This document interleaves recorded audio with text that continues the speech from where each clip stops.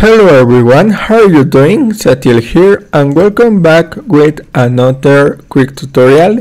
In today's I'm gonna show how to resolve the error code 0x80072efd in the Windows Microsoft Store in Windows 10 and Windows 11.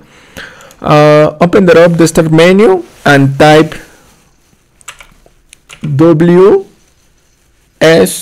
reset. I'm gonna show this icon and click on run as administrator. W is reset and one click. Wait a moment.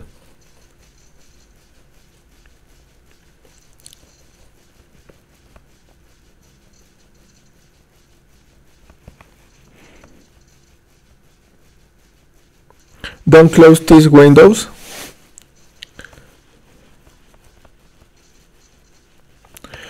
And yeah, so thanks for watching. Don't forget to subscribe and see you in the next tutorial.